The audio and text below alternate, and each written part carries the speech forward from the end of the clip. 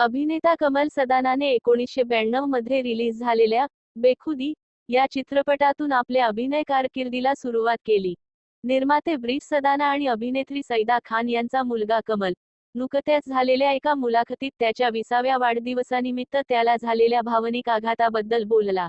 YouTuber Siddharth Kanla दिलेल्या मुलाखतीत कमलने त्याच्या 20व्या वाढदिवशी 21 ऑक्टोबर 1990 रोजी घडलेल्या घटनेचा उल्लेख केला, जेव्हा त्याच्या वडिलांनी कमलच्या आई आणि बहिणीला गोळ्या घालून आत्महत्या केली. माझ्या मानेला गोळी लागली, कमल म्हणाला. माझ्या कुटुंबाला माझ्या डोळ्यांसमोर मरताना पाहणे हे खूप क्लेशकारक होतं. मलाही गोळी लागली. माझ्या मानेला लागून एक गोळी गेली होती.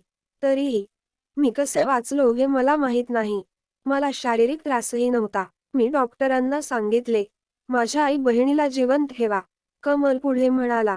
मी माझ्या आई आणि बहिणीला हॉस्पिटलमध्ये घेऊन गेले. दोघांचेही खूप रक्त वाया गेले होते.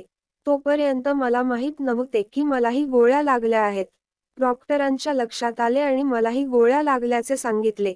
डॉक्टरांनी मलाही ॲडमिट व्हायला सांगितले, पण मी म्हणालो की तुम्ही फक्त माझ्या आई आणि बहिणीला जिवंत ठेवा. यानंतर हे सर्व केल्यानंतर माझे वडील काय करतात हे तपासण्यासाठी मलाही जावे लागले. वडिलांनी दारूच्या नशेत केले भांडण. कमलने या मुलाखतीत सांगितले की आई आणि बहिणीला गोळ्या घालल्यानंतर त्याच्या वडिलांनी स्वतःवर गोळी झाडून आत्महत्या केली होती.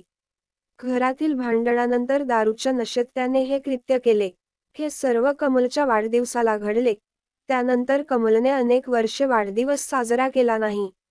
वर्क फ्रंटवर कमल OTTवर रिलीज झालेल्या ईशान खट्टर आणि मृणाल ठाकूर स्टार पिप्पा मध्ये दिसला होता.